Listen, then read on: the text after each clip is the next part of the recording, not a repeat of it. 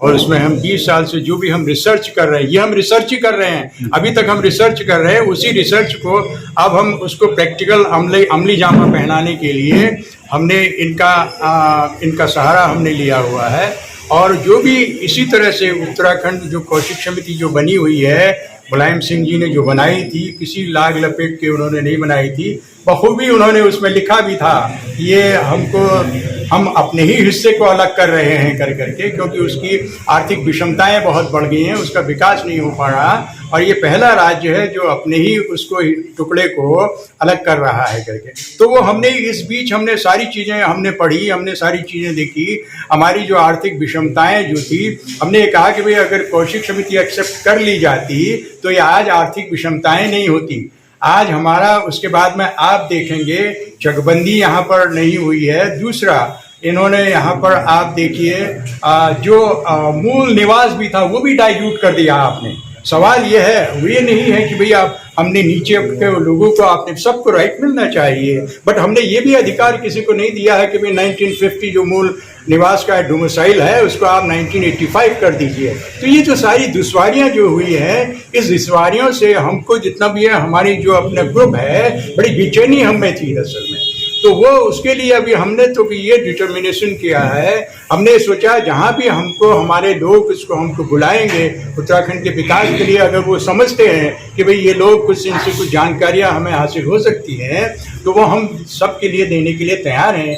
इसीलिए हमने सज्जन साहब से भी कहा हम आपके एडवाइज़र की तरफ से रहेंगे, और भी हमको जिसकी भी ज़रूरत, हमारी ज़रूरत है, हमको किसी पार्टी से उससे कुछ नहीं है। हम दरअसल में धरोहर हैं, हम अपने को धरोहर समझते हैं यहाँ की, उसके लिए हम काम करना चाहते हैं। बहुत बहुत धन्यवाद।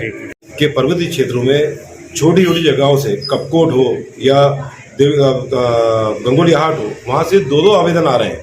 तो ऐसा नहीं है कि लोगों को जागरूकता हुई है। जो 21 साल में बच्चा पैदा होने के बाद वो जवान हो गया है, लेकिन यहाँ के नेता जवान नहीं हुए अभी तक। जो दोनों राजनीतिक दल के, चाहे कांग्रेस या भाजपा के, जो विकास उन्होंने किया है वो प्रदेश का विकास ना करते, सिर्फ अपना विकास किया है। तो अब आने वाली युवा जो जनरेशन है वो इसको बखूबी समझ चुकी है कि अगर प्रदेश का हित करना है तो तीसरे विकल्प के रूप में समाजवादी पार्टी को लाना पड़ेगा।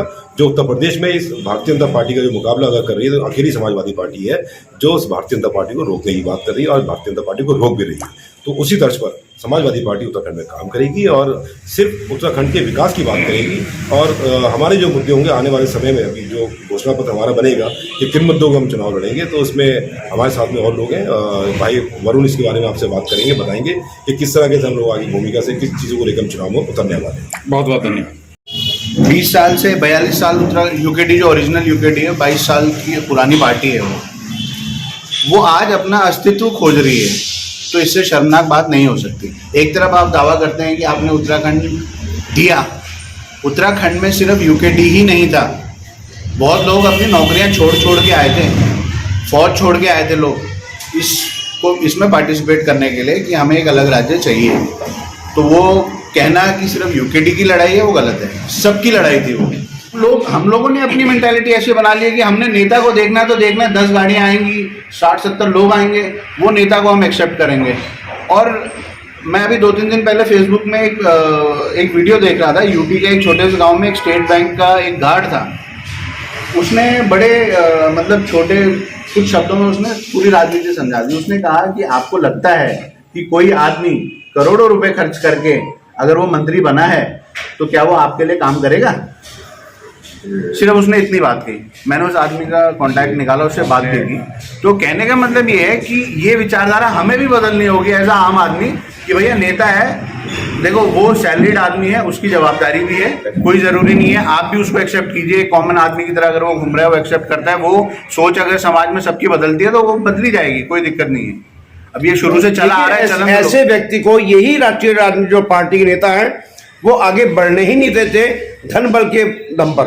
नहीं, वो आपकी बात बिल्कुल सच है कि धन बल के बल पे नहीं बढ़ने देते, लेकिन हमारी अब जो ये अभी बहुत से, जब मैं यूकेडी डेमोक्रेटिक का पार्ट था तो हम लोगों ने जो यूथ के साथ कनेक्ट किया या जो बुजुर्गों के साथ जो कनेक्ट हुआ हमारा, बहुत से लोगों का ये मानना था कि जो आज अब, क्योंकि अब वो इस चीज़ से परेशान हो गए 20 साल में, तो अब उनका ये मानना था कि अब ये चिकन और दारू वाली पार्टी हम लोग एक्सेप्ट नहीं करेंगे।